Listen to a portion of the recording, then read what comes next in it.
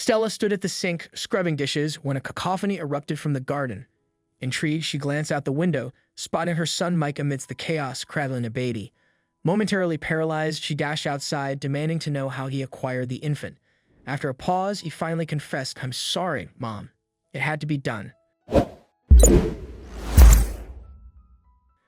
Stella stood perplexed, trying to fathom how her son had come to possess a baby. The question swirled in her mind: who was the baby? Where had it come from? How had Mike ended up with it? Little did she know this moment would unravel their lives. Immediately recognizing the gravity of the situation, Stella dialed the police, hoping to reunite the baby with its rightful parents. Yet to her dismay, they seemed indifferent to the urgency. Reluctantly, they took custody of the child, promising to follow up, but Stella sensed their words were empty. Disheartened by the lack of concern from law enforcement, Stella resolved to unravel the mystery alone. She couldn't shake the feeling of disappointment knowing the desperate parents out there were relying on her to bring their child home. Stella felt really sorry for the parents, thinking about how scared they must be without their baby. She promised herself she'd do everything to help them find their child. She started talking to people in the neighborhood, hoping someone knew something about the baby. She also put up posters asking anyone who knew something to speak up. She was really determined to uncover the truth, no matter what. Stella's search was tough and had many challenges, but she never gave up. She faced a lot of problems along the way. But who left the baby with Mike? What will Stella find out during her search, and what will happen to the baby next? Stella had just returned home from running errands. She was exhausted from the busy day, but knew that her day was far from over. Then she heard a knock at the door. She found her 8-year-old son Mike standing outside, holding a baby in his arms. "Mike, what are you doing?" she asked her son. "Mom, I'm sorry," Mike finally said, his voice trembling. "I had to do it."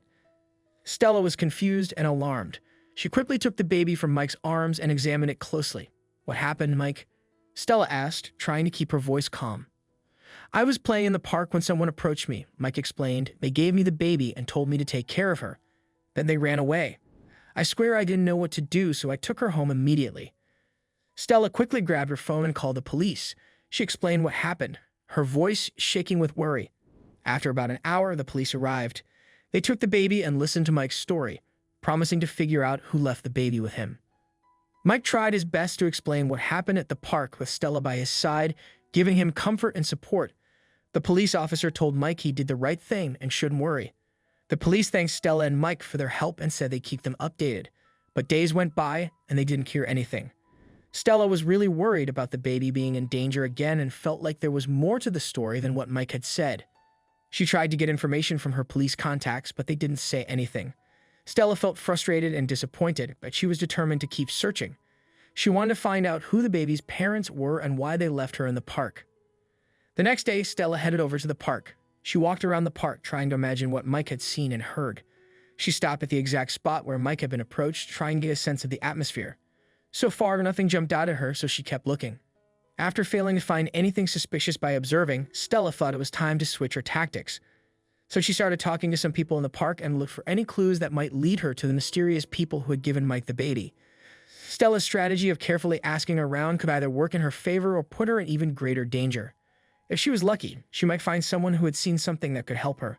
But if she was being watched, her questions could alert the people who had given away the baby, and they might take steps to silence her. Stella went to hospitals and clinics nearby, hoping to find anyone looking for a lost baby. But sadly, she didn't find any clues about the baby's parents. This went on for a few days, and people started to notice Stella in the park. Feeling like time was running out, Stella kept trying hard to find the baby's family. She decided to search in nearby towns too. She went to police stations, orphanages, and put up posters on the streets. One morning, Stella found a note taped to her front door. Excited, she brought it inside and read it carefully.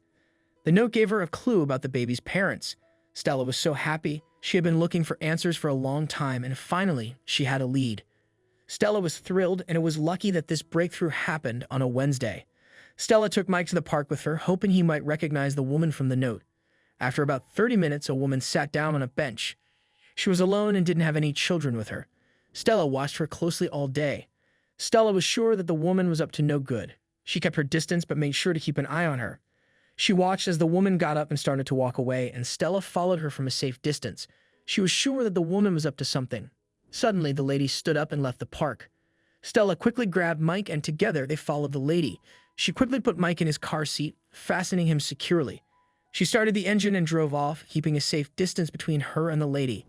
After following her for a few miles, they arrived at a rundown apartment building on the outskirts of town. Stella had to be very careful, so she parked her car across the street from the building.